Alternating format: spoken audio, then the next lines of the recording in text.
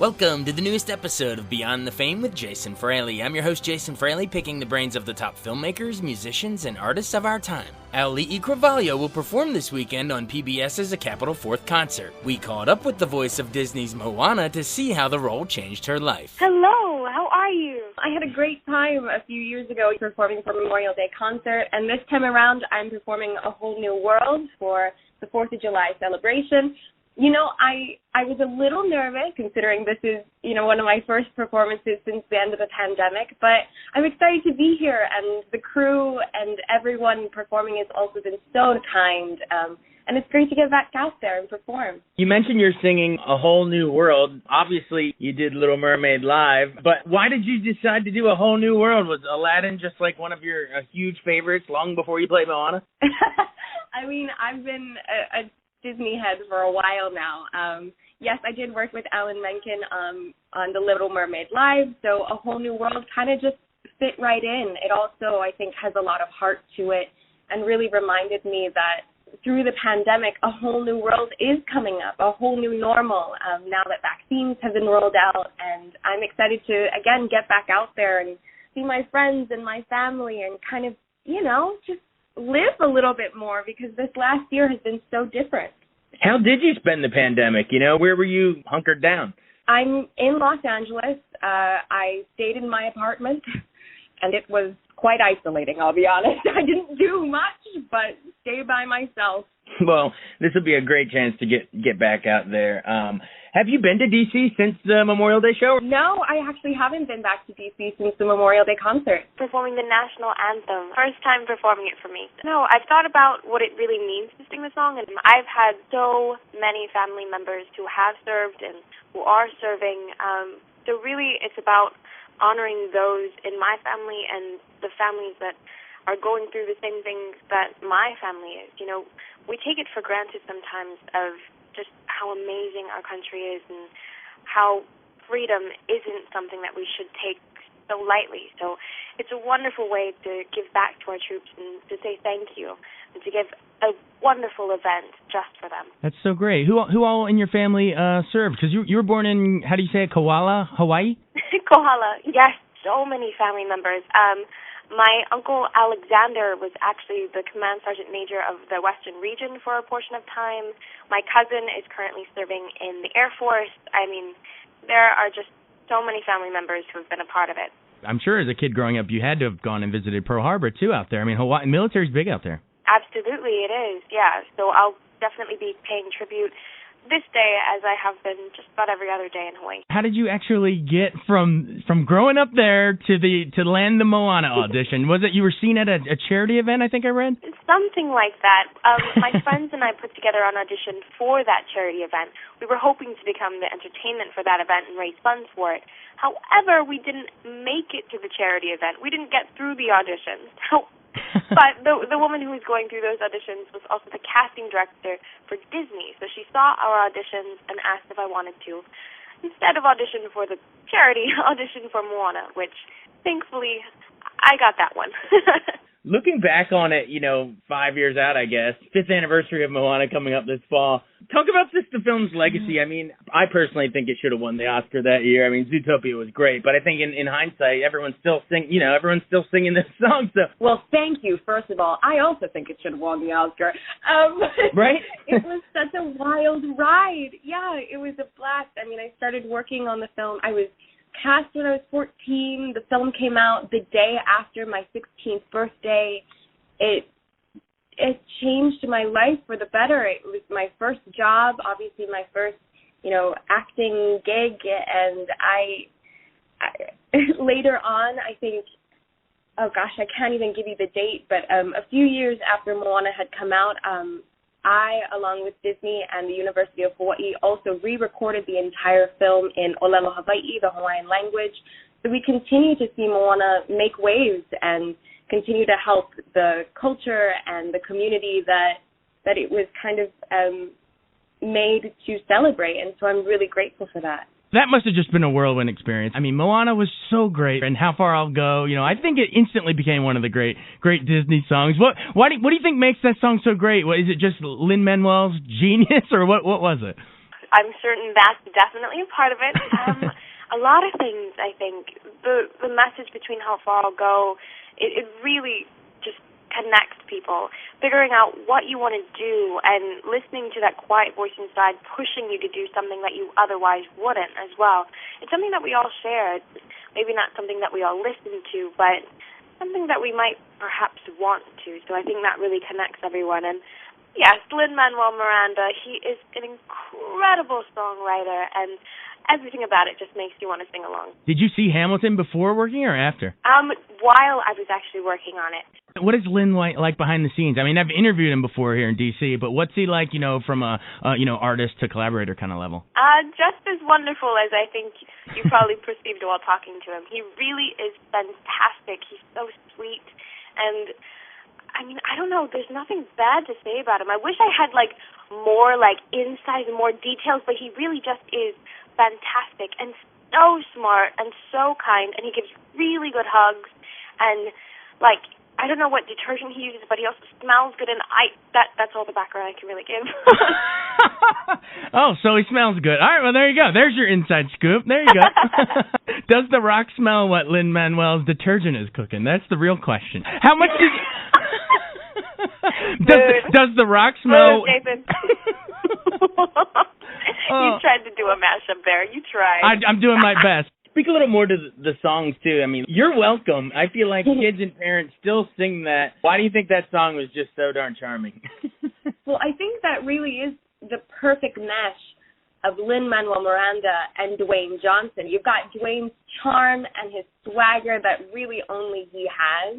And then Lin-Manuel with his killer raps and that syncopation that just it gets into your bones. It's honestly, I could go on and I can start rapping it right now. I love working with him because that is there's just so much heart in that song. And yeah, I remember there's Dwayne's version and there's Jordan Fisher. Also, he's in the credits, and both of their versions are amazing. I think it showed, The Rock it showed that Dwayne Johnson had such more singing chops. I mean, us really hardcore wrestling fans already had seen him sing, so we knew, but the rest of the world, were doubting him. The rest of the world was doubting him, but we knew he could lay the smack down on some pipes, too. True. By the way, were you a fan of his before? You might have been even too young to watch it back when he was doing it. What, were you? Yeah, I'll be honest. I knew vaguely, can you smell what The Rock's cooking? But, I also didn't know that was related to him in any way. It was kind of unfortunately, I grew up with meme culture. So, right. I knew the phrase, but I didn't know the face to the meme.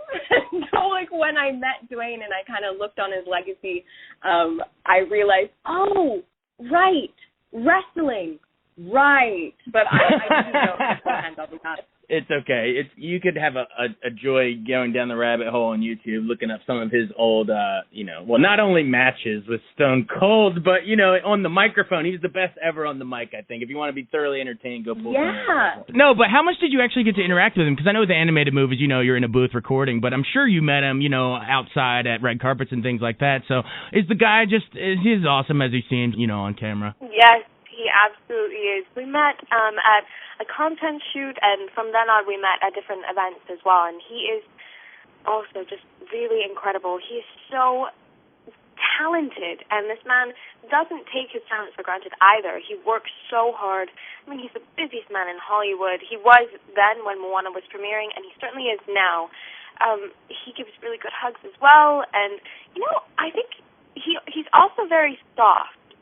You see how his muscles are just, always at perfect, attention whenever he takes a photo? His skin is also, velvety smooth. So that's some insight that I can give you on Dwayne Johnson. Oh. Not only does he smell good, but he's also quite soft. I like it. But I'm sure he's sort of like a big bro at this point, you know what I mean? I would like to say that I am bros with Dwayne Johnson. Thank you. I'll take that. Awesome. So do you stay in touch with Dwayne and Lynn? I follow them both on Twitter. I keep up on what they're doing. I'm really proud of them both. They're both so busy, and I'm excited to see their projects coming out. For sure. Speaking of projects coming out, what else do you have coming up? Talk about, real quick, The Power. You just did a TV series called The Power. Explain what that was about. Yes, I did. Thank you. It was such a joy working on that. We were filming in London, And The Power is based off of the book by the same name by Naomi Alderman, and it explores a world where women and girls, kind of in their teenage years, suddenly develop this power to electrocute people at will. So it explores that power of electricity, but also how power structures change when women have a strength over the opposite sex, which is really interesting and very timely. Right. I think my wife was telling me about that exact book, so that's really cool. Do we know when it comes out? We don't, not yet, but, look out for me. It'll come out soon. Will do. And then I know also upcoming on the horizon, you're going to be in a film adaptation of Spring Awakening. I know we won Best Musical on Broadway in 2015, so a lot of people are familiar with it, but how cool was it to be cast in that? Oh my gosh. Okay, I'm going to be completely honest. I know that comes up on IMDb. I don't know what that is. It's not real, but the fact that it's there means that I have more topic of conversation, so whenever it comes up, I come clean. But I don't know anything about it. So thank you for doing your research, but it's not real. Whoa. Well, wait, that's sort of breaking news in itself. What? How the heck did it get on IMDb? We need to have them take that down. I don't know if it's rumored to appear in it or something. That I know nothing, Jason. I promise you, I know nothing. Well, this is actually fascinating. How the heck did Auli'i Cravalho get cast in a movie based on a movie? That's a big musical. I know, and it's on IMDb. It looks really official too. So how often do you get that question, I wonder? It comes up every now and again, and people are always really excited. And maybe this is manifestation. Maybe someone put all of our names on there to try and get something out into the universe. Whatever it is, hope it comes to fruition. I do know the songs. I would love to play it on a Broadway, off-Broadway kind of thing. And I did perform Spring Awakening in the show Rise, so I'm not sure if maybe that's where the connection is. Rise on NBC? Tell us about that. I was playing Gillette in NBC's Rise. It's based on the true story written by Michael Sokolov, and it's just about high schoolers and going through high school and figuring out what they want to do and realizing that theater is a wonderful way to incorporate what they didn't know that they loved and kind of coming out of their individual shells. This is my first live action something. That's so awesome. Before we go, you got some practice performing at the Oscars. How cool was that? That must have been freaking thrill of a lifetime. It absolutely was. I still got the performance stuck in my mind. While I was there, I did have a few a run-in with a flag. But you know what? I'm putting my trust in the people running this show that I won't get hit with a flag again. But if I do, this time it'll be very patriotic. Explain the run-in with the flag in case our listeners missed it. I got hit with a flag in the back of the head, and it wasn't the most pleasant experience. However, I rolled with it. What do you have coming up on the horizon? Right now I'm auditioning like crazy. I'm sure every other actor right now is doing what I'm doing and just whipping out a whole bunch of self-tapes. That's what I'm working on next. Trying to secure my next job. I got into college not too long ago, so that's on the horizon. So wait, where did you get into college? Congrats. Thank you. I got into Columbia. Whoa. What's your major going to be? Do you have to declare it now, or do you get a couple years to figure it out? I get a little bit more time, but I'm thinking of going into either environmental science or conservation studies because that's what really takes my heart. Well, so in your dream world, do you envision sort of a dual career of, acting, performing, and also doing some conservation efforts? Yeah, absolutely. I grew up in Hawaii, and before auditioning for Moana, I was interested in microbiology, and I graduated with more than 4 years of science. I was actually, while I was auditioning for Moana, I was in a molecular cell biology course during the summer, which was an honors biology kind of deal, and I loved it so much. But obviously I got into acting, so now it's kind of I get to pursue my passion of acting and singing, but I also really want to get back into that intellectual and academic space. Man, everybody, you're watching a cartoon of Moana on screen, but no one knew that she had, this biology background. This is crazy. Cell animation. It's true. How far she'll go. Yep, molecular cell biology. There you go. That's fantastic. Well, have you adjusted fully to the mainland here? I know you grew up in Hawaii, but you said you're living in LA now. What's life on the mainland now? Now you're gonna come fully East Coast to Columbia? Yeah, eventually I will. It's true. I am still trying to make Los Angeles feel like home, I'll be honest. it's different. I mean, everything is so spaced out. I got my license, so now I can drive and stuff, and that opens up the city and the state a lot more to me. But I'm also, like, I'm a snob for LA beaches. Like, nothing compares to Hawaii, you know? People are like, oh, you should go down to the beach and watch the sunset. I'm like, nothing compares to Oahu and, like, the beaches over there. Like, I'm a snob. It's true. Yeah, well, you know, you really can't beat Hawaii. You know, you grew up where most people, you know, is their dream vacation. So it's going to be, you know, you're kind of reverse engineering it here, but it's all right. You're going to get your studies on. You can always go back and visit. That's true. All right. Well, first, everyone, check out this performance coming up for the Capital Fourth of A Whole New World with Auli'i Cravalho. We're excited to see how far you'll go. We really appreciate your time here. Thank you so much. You're welcome. All right, take it easy. All right. Bye. Bye-bye. Thanks so much for joining us on Beyond the Fame with Jason Fraley. Remember to hit the subscribe button and give us a 5-star rating if you like what you hear. We'll see you next time.